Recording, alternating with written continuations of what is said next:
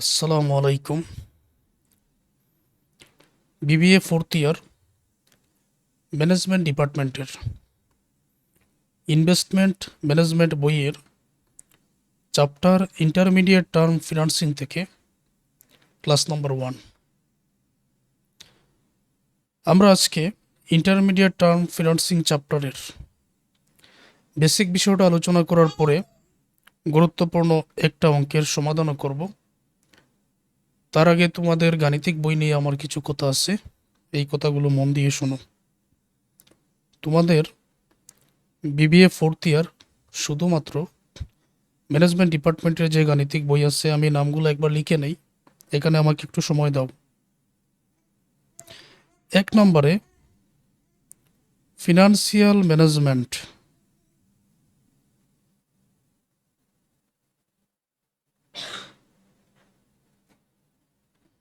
Financial management.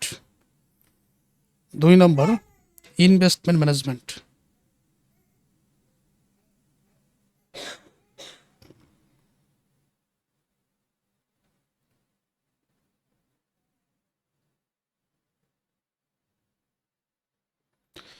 3 project management.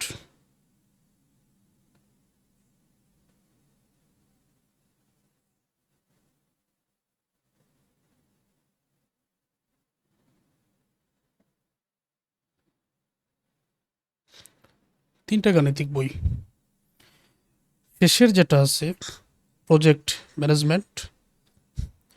তোমরা যদি জাতীয় বিশ্ববিদ্যালয়ে বিগত বছরের যে প্রশ্নগুলো এসেছে সেই প্রশ্নগুলো ভালোভাবে লক্ষ্য করো, তাহলে দেখবে অধিকাংশ প্রশ্নগুলো থিওরি, যেগুলো বাংলায় লিখে দিতে হয়।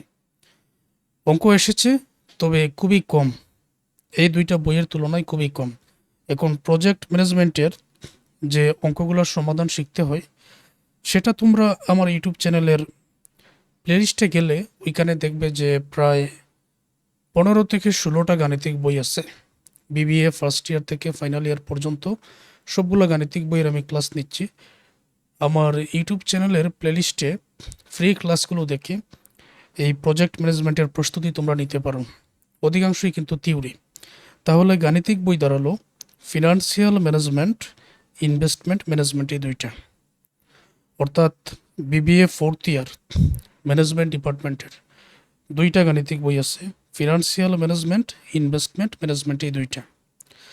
3 নম্বরটা প্রজেক্ট ম্যানেজমেন্টে অঙ্ক থাকে, তবে অঙ্কের তুলনায় থিওরিটা বেশি, এবং অঙ্কগুলো তোমরা নিজেরাই পারবে আমার ফ্রি ক্লাসগুলো দেখে, ইউটিউব চ্যানেল থেকে দেখে নেবেন। আজকে আমাদের আলোচ্য বিষয় বিবিএ ফোর্থ ইয়ারের ইনভেস্টমেন্ট ম্যানেজমেন্ট বইয়ের চ্যাপ্টার ইন্টারমিডিয়েট টার্ম ফিনান্সিং। তো এই চ্যাপ্টারের আলোচনা শুরু করার আগে আমি একটা কথা বলতে চাই, সেটা হচ্ছে যদিও ম্যানেজমেন্ট ডিপার্টমেন্ট বিবিএ ফোর্থ ইয়ারের গাণিতিক 2টা বই, ফিনান্সিয়াল ম্যানেজমেন্ট এবং ইনভেস্টমেন্ট ম্যানেজমেন্ট, আলাদা আলাদা নামে আছে, 2টা বইয়ের মধ্যে আবার অনেক মিলও আছে।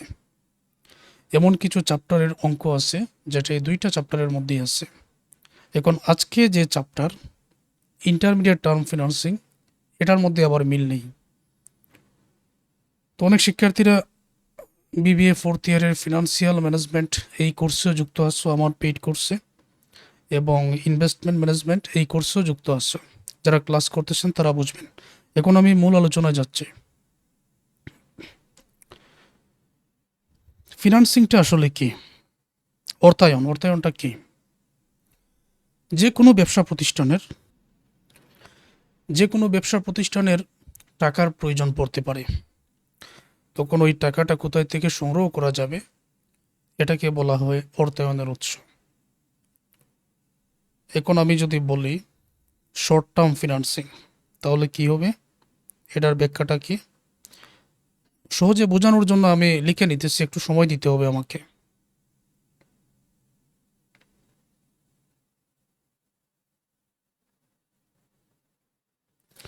শর্ট টার্ম ফিনান্সিং বাংলা অর্থ হচ্ছে স্বল্পমেয়াদী অর্থায়নের উৎস। স্বল্পমেয়াদী অর্থায়ন, শর্ট টার্ম ফিনান্সিং। এই যে ব্যবসায়ের জন্য টাকাটার প্রয়োজন, এটা 1 বছরের চেয়ে কম সময়ের জন্য যেই সকল উৎস থেকে টাকাটা সংগ্রহ করা যাবে তাকে বলা হয় শর্ট টার্ম ফিনান্সিং, স্বল্পমেয়াদী অর্থায়ন। এখন যেহেতু তোমরা management department, BBS second year principles of finance বইয়ের শর্ট টার্ম ফিনান্সিং নামে একটা চ্যাপ্টার আছে। ওই চ্যাপ্টারের মধ্যে তোমরা অঙ্কের সমাধান করে এসেছো যে কোন কোন উৎস থেকে 1 বছরের চেয়ে কম সময়ের জন্য টাকা আনা যায়, অর্থায়ন করা যায়। তো ওইখানে আছে ট্রেড ক্রেডিট মানে ব্যবসায়িক ঋণ, ওইখানে আছে ব্যাংক লোন, ব্যাংক থেকে 1 বছরের চেয়ে কম সময়ের জন্য টাকাটা সংগ্রহ করা যায়। ওইখানে আছে বাণিজ্যিক পত্র, ওইখানে আছে অ্যাকাউন্ট রিসিভেবল, ফ্যাক্টরিং, এই 4টা। তো এটা আমি বললাম 1 বছরের চেয়ে কম সময়ের জন্য, কিন্তু আজকে তোমাদের এই চ্যাপ্টারে এটার নামটা কি?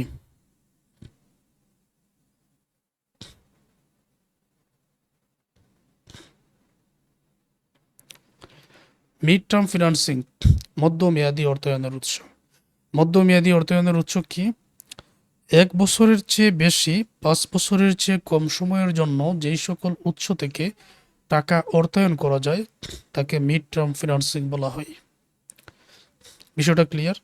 এখন আমি আরেকটা লিখে নিচ্ছি।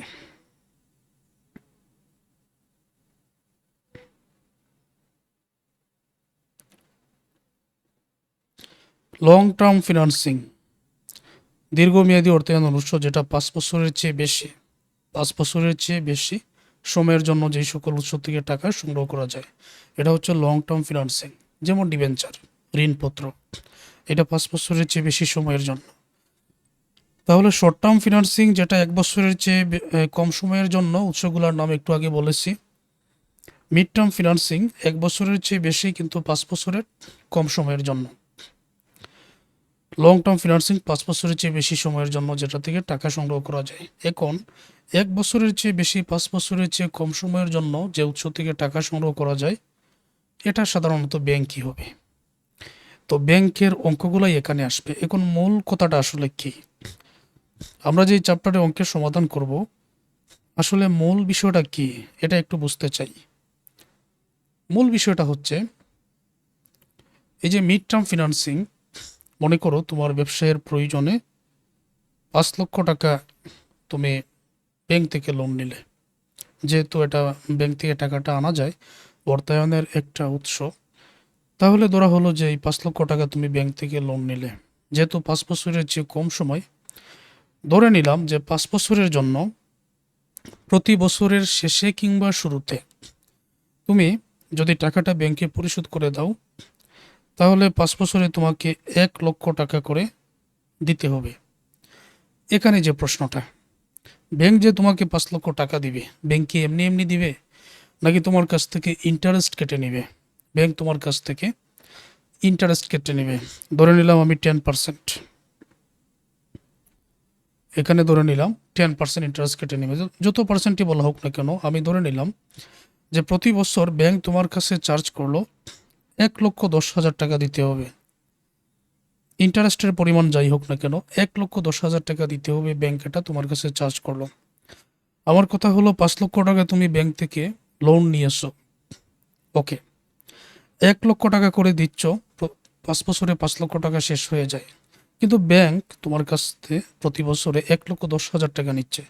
এই ক্ষেত্রে ইন্টারেস্টের পরিমাণ কত আর প্রিন্সিপাল পেমেন্টের পরিমাণ কত? এখন দেখো, 5 লক্ষ টাকার মধ্যে তুমি যে 1 লক্ষ টাকা প্রতি বছর যাচ্ছে তোমার, এটাকে বলা হয় প্রিন্সিপাল পেমেন্ট। প্রিন্সিপাল পেমেন্ট মানে মূল যে টাকাটা। আর 1,10,000 টাকা যে তুমি দিচ্ছ, এইখানে মূল টাকাটা আছে, মানে প্রিন্সিপাল পেমেন্টও আছে প্লাস ইন্টারেস্টও আছে। এই জন্য এটাকে বলা হয় কি, মানে এই যে 1,10,000, এখানে প্রিন্সিপাল পেমেন্টও আছে, ইন্টারেস্টও আছে, এই দুইটার মধ্যে, এটার মধ্যে দুইটা অন্তর্ভুক্ত। এখন এখানে যে দুইটা পদ্ধতি, balloon payment method, capital recovery method, ওই দুইটা মেথডে মূলত টেবিলের মাধ্যমে আমাদেরকে প্রশ্নের মধ্যে বলা হবে বাইর করার জন্য যে একটা শিডিউল তৈরি করার জন্য, রিপেমেন্ট শিডিউল। রিপেমেন্ট শিডিউল করার জন্য, যেই শিডিউলের মধ্যে ইন্টারেস্ট কী পরিমাণ, মূল পেমেন্ট কী পরিমাণ, সেটা প্রতি বছরের আলাদা আলাদাভাবে যাতে উল্লেখ থাকে। তো এটা তো আজকের ক্লাস দেখলেই বুঝতে পারবেন। আমি আবারও বলছি যে 1,10,000 টাকার মধ্যে মূল যে টাকাটা এটা 1 লক্ষ, আর 10,000 ধরে নিলাম আমি ইন্টারেস্ট। এখন ওই যে রিপেমেন্ট শিডিউলের কথা বললাম ওইটার মধ্যে ইন্টারেস্টের টাকা আলাদা করে 10,000 এরকম কিন্তু দেওয়া থাকবে, এরকম দেওয়া থাকবে। মূল পেমেন্ট যে 1 লক্ষ টাকা এরকম দেওয়া থাকবে। পরবর্তী বছরে কি পরিমাণ আরও টাকা পরিশোধ করতে হবে এটা দেওয়া থাকবে টেবিলের মধ্যে। তো এতটুকু বেসিক আলোচনা। আচ্ছা, এখন যে সূত্রগুলো ব্যবহৃত হবে এটা একটু বুঝতে হবে। মূল আলোচনায় যাচ্ছি আমি। এই যে বেলুন পেমেন্ট মেথডে একটা সূত্র আছে যেটা তোমাদের ব্যবহার করতে হবে প্রিন্সিপাল পেমেন্টটা বাইর করার জন্য। কি সেটা? সূত্রটা আমি এখানে লিখে নিচ্ছি। সূত্রটা হচ্ছে অ্যামাউন্ট অফ লোন।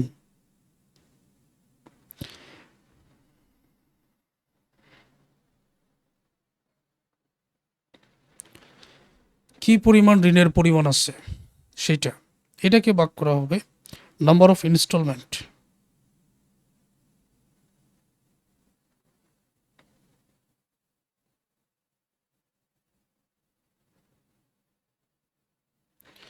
কি পরিমাণ ঋণের পরিমাণ আছে এটাকে নাম্বার অফ ইনস্টলমেন্ট দ্বারা ভাগ করা হবে। ইনস্টলমেন্ট মানে প্রতি বছরের শুরুতে বা শেষে তুমি যেই পরিমাণ টাকাটা পরিশোধ করতেছো, তো এটা কতবার পরিশোধ করতেছো ওই নাম্বারটা, এটা আমরা ব্যবহার করব এই যে বেলুন পেমেন্ট মেথড যেটা আমি বললাম সেইটা। এখন ক্যাপিটাল রিকভারি মেথডে এটার জন্য একটা সূত্র জানতে হবে। সূত্রটা ব্যবহার করার আগে তোমাকে জানতে হবে যে এই যে ইনস্টলমেন্ট বা কিস্তিটা তুমি দিচ্ছ প্রতি বছরের শেষে দিচ্ছ নাকি শুরুতে দিচ্ছ। সাধারণত যে সূত্রটা ব্যবহৃত হয় সেটা আমি এখন লিখে দিচ্ছি। এটাকে বলা হয় PBA, present value of annuity. Annuity মানে কিস্তি বা বৃত্তি। প্রতি বছরে যে কিস্তি দিচ্ছ এটাকে বলা হয় কি এনুইটি বা বৃত্তি বা কিস্তি। তো এই কিস্তির বর্তমান মূল্য প্রেজেন্ট ভ্যালু অফ এনুইটি। এটা সূত্রটা হচ্ছে, এখানে আমি এও দিতে পারি। এ দ্বারা বোঝাবে কি অ্যামাউন্ট অফ ইনস্টলমেন্ট, কিস্তির পরিমাণটা প্রতি বছরে, কিস্তির পরিমাণটা। আবারও বলছি কিস্তিটা বছরের প্রথমেও দিতে পারো শেষেও দিতে পারো। কোনো কিছু যদি উল্লেখ না থাকে তখন বছরের শেষে এটাকে ধরে নিতে হবে। আর যদি বছরের শেষে এটা দেওয়া হয় তখন যে সূত্রটা ব্যবহৃত হবে সেই সূত্রটা আসলে দুইভাবে লেখা যায়। এখন আজকে আমি যেই নিয়ম, আমি কিন্তু কমার্স পাবলিকেশনের বই থেকে অঙ্কের সমাধানটা বোঝাচ্ছি, তোমরা অনেকে সাজেশন থেকেও কিন্তু অঙ্কের সমাধান করতে পারো। সূত্র দুই রকম লেখা যায়, মূলত এক সূত্র কিন্তু দুইভাবে লেখা যায়। তো এটাকে আমরা এ না দিয়ে ALP এটাও লিখতে পারি, বইয়ের মধ্যে দেওয়া আছে তাই আমিও লিখে দিলাম। মানে অ্যানুয়াল লোন পেমেন্ট, এটা দ্বারাও বোঝায় কিন্তু বাৎসরিক কিস্তির পরিমাণ ইনটু, তারপরে দ্বিতীয় বন্ধনী এই জায়গায় এই সূত্রটা আবার অন্যভাবেও লেখা যায়। এগুলো তোমরা প্রিন্সিপালস অফ ফিনান্স বইয়ের chapter time value of money এই চ্যাপ্টারে অঙ্কের সমাধান করে আসছো। তো উপরে কি বসবে? উপরে 1 মাইনাস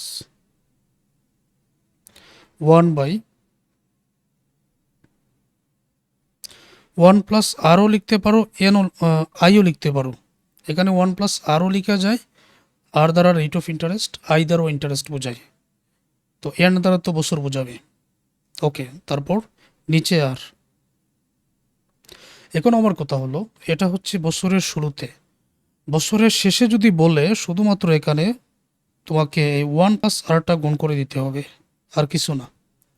বছরের শুরুতে বললে এতটুকু, বছরের শেষে বললে এতটুকু, আর বছরের শুরুতে বললে 1 প্লাস আরটা এখানে গুণ করে দিতে হবে। এই হচ্ছে পার্থক্য। তো বেশিরভাগ কিন্তু বছরের শেষে এটাই বলবে, বা কোনো কিছু উল্লেখ না থাকলে তুমি এই সূত্রটাই ব্যবহার করবে। তো আমি ধরে নিলাম যে এগুলা ব্যবহার করলেই আমাদের হয়ে যাচ্ছে, আর বাকিটা না হয় আমি তোমাদের অঙ্কের মধ্যেই বোঝাই কিভাবে কি করতে হবে। কিভাবে কি করতে হবে এটা অঙ্কের মধ্যে সমাধান বোঝাচ্ছি, তারপর ক্লাসটা দেখার সাথে সাথে তোমাদেরকে হাতে কলমে প্র্যাকটিস করতে হবে। প্রশ্নটা আমি পড়ে নিচ্ছি। Samia limited needs taka 8 lakh to finance its intermediate term capital requirement for repairing equipment. Samia limited Samia লিমিটেডের 8 লক্ষ টাকা প্রয়োজন, যেটা মধ্যমেয়াদী অর্থায়নে। কেন প্রয়োজন? যে একটা যন্ত্রপাতি মেরামত করার জন্য।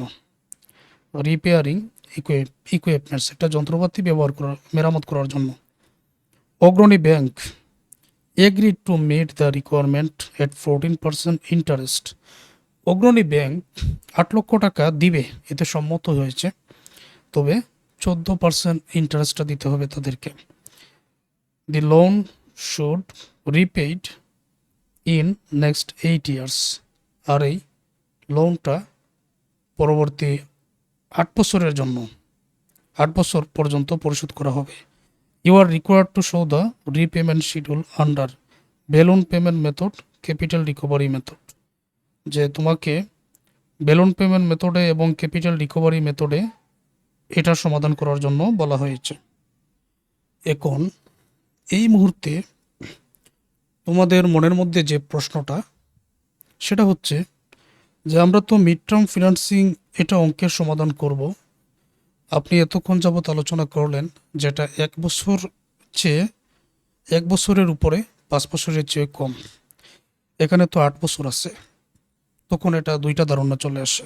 একটা ধারণা হলো যে কোনো কিছুর জন্য যখন কোনো প্রতিষ্ঠান অর্থায়ন করবে, সাধারণ ধারণা হচ্ছে 1 বছর থেকে 5 বছরের ভিতরে। আর যখন কোনো প্রতিষ্ঠান কোনো যন্ত্রপাতি মেরামত, কোনো কিছু মেরামতের জন্য অর্থায়নটা করবে, তখন সেটা বইয়ের ভাষায় 2 থেকে 10 বছর, এটাকে মিড টার্ম ফিনান্সিং ধরা হয়। তো এখানে একটা যন্ত্রপাতি মেরামতের জন্য, এই জাতীয় কিছুর জন্য, তখন এটাকে ধরা হবে কি 2 থেকে 10 বছর। আর সাধারণ ধারণা হচ্ছে 1 থেকে 5 বছর। সুতরাং আমরা ধরে নিতে পারি এটা মিড টার্ম ফিনান্সিং।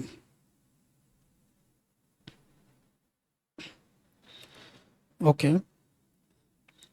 এখন repayment schedule under balloon payment method, capital recovery method. তো তোমাদের তো মনে আছে যে বেলুন পেমেন্ট মেথডে কিভাবে অঙ্কের সমাধান করতে হবে। প্রথম নম্বর ওয়ার্কিং। তার আগে আমাদের টাকার প্রয়োজন। এখানে এই যে সামিয়া লিমিটেড, এটা ধরে নিলাম আমার। তো টাকার প্রয়োজন 8 লক্ষ, বছর 8 বছর, ইন্টারেস্টের পরিমাণ 14। তো এই 3টা রিকোয়ারমেন্ট এটা মনে রেখো। এখন আমি এই জায়গায় বুঝিয়ে দিচ্ছি, আর ক্লাসটা তোমাদেরকে একেবারে ফুল স্ক্রিন করতে হবে। প্রথম যে অংশটা, এটা বোঝাই। Required 1 balloon payment method. PP দ্বারা বোঝায় principal payment. Amount of loan, যেটার পরিমাণ 8 লক্ষ টাকা আছে আমাদের অঙ্কের মধ্যে। নাম্বার অফ ইনস্টলমেন্ট, কিস্তির পরিমাণ 8টা। 8 বছরে কিন্তু 8টা হবে, মানে 8 বছরে এটা পরিশোধ করা হবে টাকাটা। 8 লক্ষকে 8 দ্বারা ভাগ করলে টাকার পরিমাণ হয়ে যাবে 1 লক্ষ টাকা প্রতি বছরে। আবার অঙ্কটার মধ্যে আমি দেখতে পেলাম যে প্রতি বছরের শেষে শুরুতে কোনো কিছু উল্লেখ নেই। এই জন্য আমি ধরে নিব যে প্রতি বছরের শেষে। কোনো কিছু উল্লেখ না থাকলে ধরে নিতে হবে প্রতি বছরের শেষে। এখন 1 লক্ষ টাকা করে এই বেলুন পেমেন্ট মেথডে প্রিন্সিপাল পেমেন্ট আমরা পেয়ে গেলাম। ক্লাসটা একেবারে ফুল স্ক্রিন করে দেখো। আর এই অংশটা আমি এভাবে দেখাচ্ছি, একটু ধৈর্য ধরে দেখো। আমাদেরকে প্রত্যেকটা অঙ্কের মধ্যে এরকম একটা টেবিল অঙ্কন করে নিতে হবে। এখানে ইয়ার, এটাকে বলা হয় বিগিনিং ব্যালেন্স, 2 নম্বর ঘর। ইন্টারেস্টের পরিমাণ, principal payment, annual loan payment, ending balance. আচ্ছা, এখন 1 নম্বর বছরে বিগিনিং ব্যালেন্স 8 লক্ষ টাকা যেহেতু আনা হয়েছে, অর্থায়ন করা হয়েছে, তাহলে 8 লক্ষ টাকা। 8 লক্ষ টাকার উপরে 14% ইন্টারেস্ট হবে 1,12,000 টাকা। কিন্তু এখানে এই প্রিন্সিপাল পেমেন্ট হচ্ছে 1 লক্ষ টাকা। এই যে 1 লক্ষ টাকা এখানে বাইর করা হয়েছে, এখানে প্রিন্সিপাল পেমেন্ট 1 লক্ষ টাকা। তো 8 লক্ষ টাকার উপরে ইন্টারেস্ট 14% যে যাবে, এখানে 1,12,000 টাকা আছে। আর 1,12,000-এর মধ্যে মূল পেমেন্ট আছে 1 লক্ষ টাকা। তারপরে যে কাজটা আমাদের করতে হবে, এখানে ইন্টারেস্টের পরিমাণ আলাদা, প্রিন্সিপাল পেমেন্ট 1 লক্ষ। টেবিলটা আরও বিভিন্নভাবে লেখা যায়, নামগুলো পরিবর্তন করে। তখন ওই বইয়ের মধ্যে যেহেতু এইভাবে দেওয়া আছে, তোমরা এইভাবেই টেবিলটা লিখে নেবেন। তো কীভাবে? তো ইন্টারেস্টের পরিমাণ 8 লক্ষ এর 14% 1,12,000, প্রিন্সিপাল পেমেন্ট আলাদা করে 1 লক্ষ। তো ওই দুইটা ইন্টারেস্ট আর প্রিন্সিপাল পেমেন্ট দুইটা এক করে কিন্তু বাৎসরিক পরিশোধ করতে হবে। তখন 1,12,000 আর 1 লক্ষ যোগ করে নিলে অ্যানুয়াল লোন পেমেন্ট হচ্ছে 2,12,000। এখন এখন যে কাজটা করবেন, ইন্টারেস্ট এটা কিন্তু অতিরিক্ত যাবে, এটা কিন্তু 8 লক্ষ টাকার মধ্য থেকে কাটা যাবে না। তখন সবসময় এই যে 8 লক্ষ টাকা থেকে, বর্তমানে 8 লক্ষ টাকা থেকে আমার মূল পেমেন্ট কিন্তু যাচ্ছে কত টাকা? 1 লক্ষ টাকা। 8 লক্ষ টাকা থেকে 1 লক্ষ টাকা প্রিন্সিপাল পেমেন্ট মাইনাস করে অবশিষ্ট কিন্তু 7 লক্ষ টাকা আমার মূল পেমেন্টের থাকতেছে। ইন্টারেস্টের বিষয়টা কিন্তু আলাদা। ওই 7 লক্ষ টাকা পরের বছরে 2 নম্বর বছরে আমাদের বিগিনিং লোনের পরিমাণ, বিগিনিং ব্যালেন্স 7 লক্ষ এর 14% 98,000 ইন্টারেস্ট। প্রিন্সিপাল পেমেন্টটা সবসময় 1 লক্ষ করেই বসবে। 98,000 1 লক্ষ যোগ করে 1,98,000। তারপরে এখানে 1,98,000 আমরা 6 নম্বরে এন্ডিং ব্যালেন্সটা আমরা কিভাবে লিখব? যে সব সময় আমাদের যে 7 লক্ষ টাকা আছে বিগিনিং ব্যালেন্স, অর্থাৎ 2 নম্বর ঘর এখানে লিখে আছে, 2 নম্বর ঘর থেকে 3 নম্বর ঘর বিগ হবে। 2 নম্বর ঘর আছে 7 লক্ষ, আর 3 নম্বর ঘরে আছে এখানে 2 নম্বর থেকে 3 নম্বর। তো 3 নম্বর এটা ভুল করছে, এটা কেটে দিবেন। এটা হবে 2 নম্বর ঘর থেকে নাও লোন প্রিন্সিপাল পেমেন্ট 4 নম্বর, এটা ঘরের মধ্যে ভুল আছে। 2 নম্বর ঘর থেকে 4 নম্বর ঘর বিক হবে। 7 লক্ষ থেকে 1 লক্ষ বিক করে 6 লক্ষ টাকা বাকি থাকে। ওই 6 লক্ষ টাকা 3 নম্বর বছরের প্রথমে নিয়ে আসো। 6 লক্ষের 14% ইন্টারেস্ট 84,000, প্রিন্সিপাল পেমেন্ট 1 লক্ষ। 84,000 1 লক্ষ যোগ করে 1,84,000। তুমি এখন 6 লক্ষ থেকে 1 লক্ষ বাদ দিয়ে এখানে 5 লক্ষ টাকা লিখো। ওই 5 লক্ষ আবার 4 নম্বর বছরের প্রথমে নিয়ে আসো। 5 লক্ষ এর ইন্টারেস্ট 14% 70,000, আর 1 লক্ষ 70 আর 1 লক্ষ 1,70,000।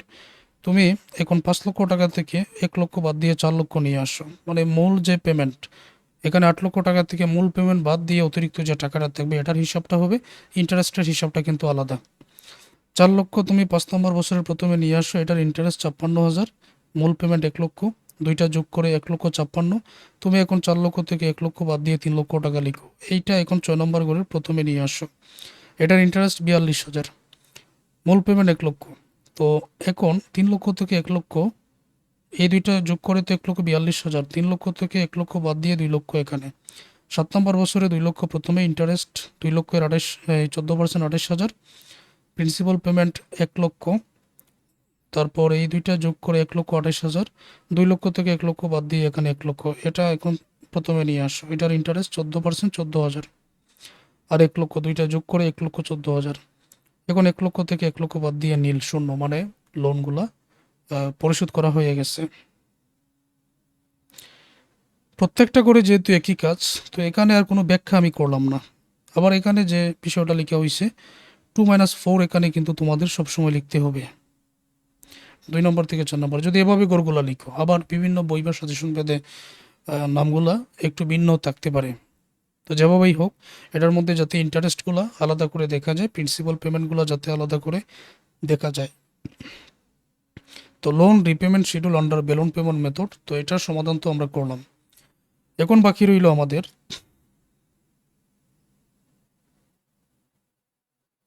ক্লাসটা একেবারে ফুল স্ক্রিন করে দেখো। ক্যাপিটাল রিকভারি মেথডে শুরুতেই সূত্রের কাজটা। At first we have to calculate the loan installment. We know that present value of annuity, আমাদের বর্তমান মূল্য এখানে বইয়ের মধ্যে বলা আছে, এখানে দেওয়া আছে 80 লক্ষ টাকা। তো এটা একটু মিস্টেক, এটা কত টাকা হবে? 8 লক্ষ টাকা। এনাও লোন পেমেন্ট আমাদের বাইর করতে হবে। 1 - 1/1 প্লাস আর এর মান কিন্তু 14%, 100 দ্বারা ভাগ করে 0.14। পিবিএ এখানে 8 লক্ষ, এন এর মান 8 বছর। এনাও লোন পেমেন্ট আমাদের এখানে বাইর করে নিতে হবে, বাৎসরিক এই লোনের পরিমাণ টোটাল। একজন ব্যক্তিকে যখন এই যে ক্যাপিটাল রিকভারি এই বেলুন পেমেন্ট মেথডে বাৎসরিক যে টাকাটা পরিশোধ করতে হবে, ইন্টারেস্ট এবং মূল পেমেন্টের টাকা যোগ করে 2,12,000 কিন্তু একসাথে পরিশোধ করতে হবে। ওকে, আর এই যে ক্যাপিটাল রিকভারি মেথডে এনাউল লোন পেমেন্ট এখানে ডিরেক্ট বের হয়ে যায়, যেটার মধ্যে ইন্টারেস্ট অন্তর্ভুক্ত থাকে। তো দেখো আমি এটা পরে আলোচনা করি। তো এখানে 1 - 1/1 প্লাস আর এর মান এখানে, আর এর মান 0.14, এন এর মান এখানে 8, আর এর মান 0.14। তো এখানে 8 লক্ষ, 8 লক্ষ পরে এনাউল লোন পেমেন্ট 1 - 1 নিচের এই 1.14 পাওয়ার 8-এর মান দ্বারা 1কে ভাগ করে এই মানটা, এগুলো তো বুঝতে পেরেছো সবাই। নিচে 0.14, তো এখানে 8 লক্ষ, 8 লক্ষ হবে কিন্তু এনাউল লোন পেমেন্ট। নিচে 0.14, 1 থেকে এটা মাইনাস করে 0.14 দ্বারা যদি আমি ভাগ করি, 1 থেকে এই মানটা মাইনাস করে 0.14 দ্বারা ভাগ করলে এই মানটা পাবো। ওকে, তো এনাউল লোন পেমেন্টের সাথে এই মানটা গুণ হয়ে আসছে, তার মানে 8 লক্ষ এর নিচে কি হয়ে যাবে, ভাগ হয়ে যাবে। দেন আমরা এনাউল লোন পেমেন্ট 1,72,455 পেয়ে যাব। প্রত্যেকটা অঙ্কের মধ্যে কিন্তু এই নিয়মটাই তোমাদের ফলো করতে হবে, মনে রাখতে হবে। তো এনাউল লোন পেমেন্ট যেটা আমরা পেয়েছি, এখন ওইভাবে আমাদের loan repayment schedule under capital recovery মেথডের জন্য যে চকটা মনে রাখতে হবে। বছর, beginning balance, annual loan payment, interest, principal payment, ending balance. তো এখানে আমরা কিভাবে প্রিন্সিপাল পেমেন্ট, ইন্টারেস্ট এগুলো আলাদা করে দেখাবো। এই যে দেখো, 1 নম্বর বছরে বিগিনিং ব্যালেন্সের পরিমাণ কিন্তু 8 লক্ষ। এনাউল লোন পেমেন্ট 1,72,455 করে কিন্তু প্রতি বছর। এখন 8 লক্ষ এর 14% ইন্টারেস্ট হবে 1,20,000 টাকা। যেহেতু এনাউল লোন পেমেন্ট বাৎসরিক আমাকে কিস্তি দিতে হবে বা লোন পরিশোধ করতে হবে 1,72,455, যেটার মধ্যে মূল পেমেন্টও আছে, ইন্টারেস্টও আছে। সুতরাং আমি যদি এখন এই ইন্টারেস্টটা ডিরেক্ট যে বাইর করলাম 8 লক্ষ টাকার উপরে 1,12,000 টাকা, 1,72,455 থেকে 1,12,000 বাদ দিলে অবশিষ্ট যে টাকা থাকবে এটাই কিন্তু মূল পেমেন্ট বা প্রিন্সিপাল পেমেন্ট। বোঝাতে পারলাম কিনা? ক্যাপিটাল রিকভারি মেথডে এই নিয়মে আসবে, আর বেলুন পেমেন্ট মেথডে আগের যে নিয়মটা দেখলাম ওই নিয়মে আসবে। প্রয়োজনে ক্লাসটা পুনরায় দেখে নেবেন। তো এখানে আমরা প্রিন্সিপাল পেমেন্ট 60,455 পেয়ে গেলাম। ওকে, তারপরে আমাদের এই জায়গায় এই মেথডে 8 লক্ষ টাকা থেকে যদি আমরা মূল পেমেন্টটা আমরা যেটা চলে গেছে ওইটা মাইনাস করে দেই, এটা যদি মাইনাস করে দিই 8 লক্ষ টাকা থেকে, তখন এই ব্যালেন্সটা কিন্তু আমাদের এখন পর্যন্ত লোন দেওয়ার বাকি থাকে। তার মানে 2 নম্বর থেকে 3 নম্বর এখানে লিখছে, এটা ভুল করছে। তো বইয়ের মধ্যে এটা অনেক ভুল আসছে, এগুলো তোমাদের ঠিক করতে হবে। এটা কিন্তু 5 নম্বর ভুল, প্রিন্সিপাল পেমেন্ট 8 লক্ষ টাকা থেকে আমার মূল যে পেমেন্টটা ওইটা আমি মাইনাস করলে আমার এন্ডিং ব্যালেন্স কি পরিমাণ বাকি থাকে সেটা পেয়ে যাই। ওই 7,39,545 আমি আমার 2 নম্বর বছরে নিয়ে আসবো। এটার উপরে ডিরেক্ট ইন্টারেস্ট 14% এখানে বাইর করে নিব। দেন আমি বাৎসরিক কিস্তির পরিমাণ থেকে ইন্টারেস্টের টাকা বাদ দিলে মূল পেমেন্টটা এখানে পাবো, মানে 1,72,455 থেকে 1,03,534 মাইনাস করে দিলেই মূল পেমেন্টটা পেয়ে যাই। এখন আমার যে লোন বাকি ছিল বছরের শুরুতে 7,39,545, সেটা থেকে প্রিন্সিপাল পেমেন্ট মূল টাকাটা বাদ দিলে 6,70,426 টাকা থাকবে। ক্লিয়ার কিনা এতটুকু? ওই টাকাটা এখন তুমি 3 নম্বর বছরে নিয়ে আসো, এটার ইন্টারেস্ট বাইর করো, বাৎসরিক কিস্তি থেকে এই টাকাটা মাইনাস করলে মূল পেমেন্টটা পেয়ে যাবে। তারপর প্রথম টাকা থেকে এই টাকাটা মূল পেমেন্ট বাদ দিলে এই ব্যালেন্সটা এন্ডিং থাকবে। এইটা আবার প্রথমে নিয়ে আসো 4 নম্বর বছরে, এই টাকাটার ইন্টারেস্টটা আগে বাইর করো, কিস্তি থেকে তুমি ইন্টারেস্টটা বাদ দিয়ে দাও, তখন এই টাকাটা থাকবে। এখন তুমি প্রথম টাকা 5,92,059 থেকে 89,567 মাইনাস করো, তখন এই টাকাটা থাকবে। এইটা এখন তুমি 5 নম্বর বছরে প্রথমে নিয়ে আসো, এটার ইন্টারেস্টটা বাইর করো, বাৎসরিক কিস্তি থেকে এটা মাইনাস করলে এই টাকাটা থাকবে। তো মূল পেমেন্ট, এই টাকা থেকে মূল পেমেন্টটা মাইনাস করে দিলে এই টাকা থাকবে। এইটা তুমি এখন 6 নম্বর বছরে প্রথমে নিয়ে আসো, এটার ইন্টারেস্ট বাইর করো, বাৎসরিক কিস্তি থেকে এটা মাইনাস করো, তখন মূল পেমেন্ট থাকবে 4,386 থেকে তুমি 1,16,401 মাইনাস করো মূল পেমেন্ট, দেন 2,83,985 থাকবে।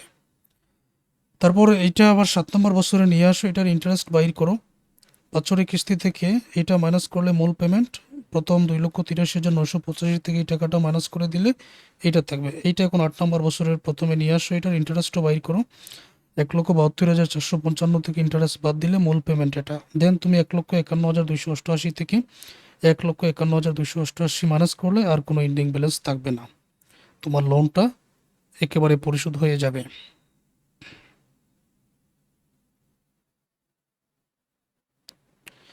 তো আজকের এই ক্লাসের মধ্যে মনে রাখার মতো যে বিষয়টা আমি আবারও বলছি, মনে রাখার মতো বিষয়টা হচ্ছে যে ব্যালন পেমেন্ট মেথড বা ক্যাপিটাল রিকভারি মেথড, দুইটা মেথড থেকে যে কোনো একটাও পরীক্ষায় থাকতে পারে পার্ট বিতে, অথবা দুইটাও থাকতে পারে। ঠিক আজকের অঙ্কটার মতো দুইটা সূত্র তোমাকে মনে রাখতে হবে। প্রয়োজনে 2বার 3বার 4বার খাতার মধ্যে লিখবেন, মনে থাকবে। যে কোনো উপায়ে মনে রাখতে হবে। তারপর আলাদাভাবে টেবিলের নামটা তোমাকে মনে রাখতে হবে, আর কোথায় কিভাবে কি লিখতে হবে এটা যদি 1বার 2বার খাতা কলমে প্র্যাকটিস করো মনে থাকবে। এবং এটা শিখতে পারলেই কিন্তু তোমাদের জন্য একেবারে সহজ হয়ে যাবে। তো ধন্যবাদ সবাইকে ক্লাসটা দেখার জন্য।